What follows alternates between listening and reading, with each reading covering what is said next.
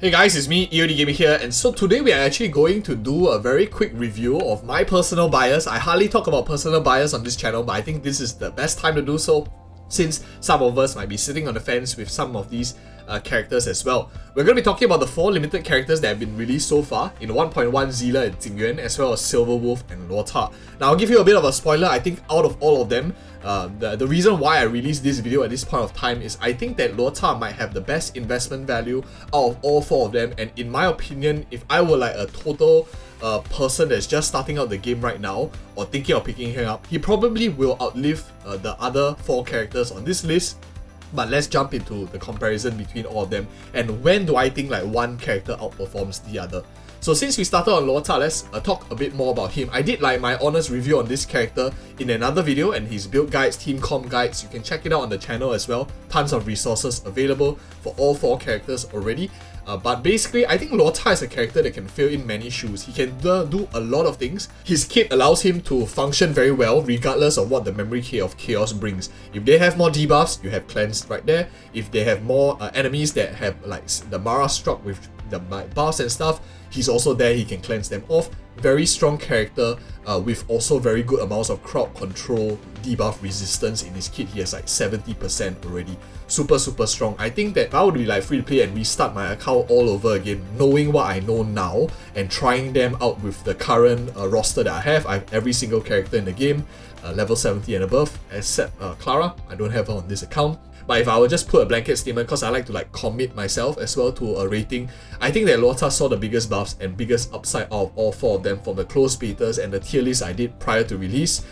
Prior to release, I rated Silverwolf as like the top tier, but I think now with everything that I see, the changes that have been made, like tremendous amount of changes on this character has been pushed since the closed beta 2 when he was first released, and in my opinion right now, out of all 4 of them, he will be my top pick going into the future as well.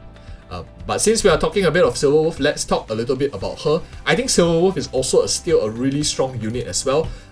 For all the reasons mentioned, she's exactly the same, like any reason that I mentioned in all my pre-release videos and rating. A lot of you might know that she was my top pick going to official release. She still is a very high contender, probably like the 2nd or 3rd depending, because they're all very close up there in all 4 limited characters. You can't really go wrong with any of the limited characters you pick except for one, in my opinion, but this is like my personal bias video. You can go ahead and share your thoughts in the comment section below as well. Do you agree, do you disagree? I think that Silverwolf is still a very solid pick. She has good amounts of single target defense, shredding on the enemy. She has good amounts of damage on her own if you build her correctly, and of course, she's a nihility character. Landing debuffs is very useful in the memory of chaos, as some of us have seen in the rotating meta. She implants weaknesses, which means your characters are much more useful. The only downside about her is she has a very good potential to be nerfed based on miHoYo's changing demands. If they increase effect resistance, they give enemies cleansing ability. Her skill ability is able to be cleansed off, be able to be resisted, and the more characters you have in the game, the less useful she becomes, because you don't really need her to form mono teams when you can just form mono teams without her on your own as well. So that is what I noticed, especially when I have more characters. As you progress the game, she's like sandpaper.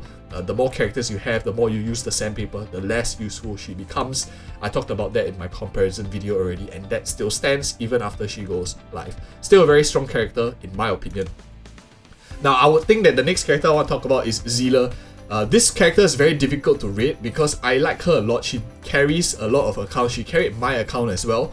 But of course, Yanqing is obviously really strong tool right now in the game state of 1.1. I do think that Seele is going to be very essential for clearing higher content, especially in the earlier game, if you don't have Yanqing perhaps. Definitely a good character to have, but being a DPS by nature means that out of all the 4 slots that I reserve, I think that she will not do as well in the rotating meta, and especially when new DPSs come out in the next few patches that we might have, and in future as well. Definitely this character is going to be much more contested. Right now it's because she's probably like the best DPS in the game, and best DPS in the game means that you are essentially, you either have her and do very well, or you don't have her and struggle a little bit more than the common people, especially if you didn't pull her in official launch. I'll probably be rating Seele as like maybe top 2 maybe second place, because I do feel that without Seele, my account will be a bit more lacking compared to missing out on Silverwolf. So my personal bias will be Luocha 1, Seele 2, Silverwolf 3, and last but not least, Yuan 4. You can't really go wrong with Seele because Seele is a single target hunt DPS. There are not many options for her. She does very good amounts of damage. Her follow-up ability also works very well, since it doesn't count of turns, together with characters like Yuan, which don't really need like Bronya dedicated to buff Seele in that case, which I do play quite often as well. And if you guys are finding value in this video so far, please do help to give it a like, subscribe so you can reach out to more people too. If you like any part of this format, maybe let me know in the comments below as well, or maybe what you didn't like so much. I'll definitely improve and work on it for future videos in future as well. Anyway, now let's get back into the video. Okay, and last but not least, let's talk about Yuan. Now, this is not a kept secret that I kept from you guys. I already mentioned it in a lot of my videos.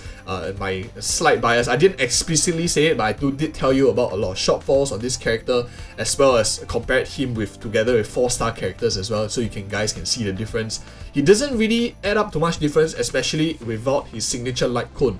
Very reliant on investment. If you have money, this character will be very different from what I'm reviewing right now. But if you have no money and you don't have resources to build this character, you don't have like his signature light cone, you have his Eidolons at E0 as well, this review will more or less be true.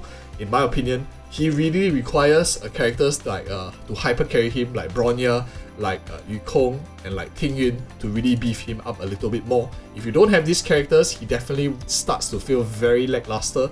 Unlike counterparts, for example, we have Serval. You have Serval that can fit into most team compositions quite easily as well. You have Arlen, who is also in fact much less restrictive, especially now with characters like Luocha coming to the game.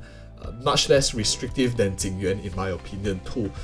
That really limits his potential to succeed. And for those of you who have been following me, I rank versatility, utility very highly in turn-based games, and not only turn-based games but gacha games, because versatility means that you overcome the real restricting criteria of gacha games, which is resource limitation. Resource limitation in primo currency, in energy, in resources to level up characters. Versatility is in a sense a counter to gacha games, and that is why I rate him as 4th out of my whole list. So that's my honest opinion out of all 4 of these characters. If you guys like such content, such honest content, I know you don't have to agree with me, you don't have to disagree. I'll be happy to read your thoughts below. Maybe it might also influence how I rate the characters in future, making these kind of videos and be more sensitive as well.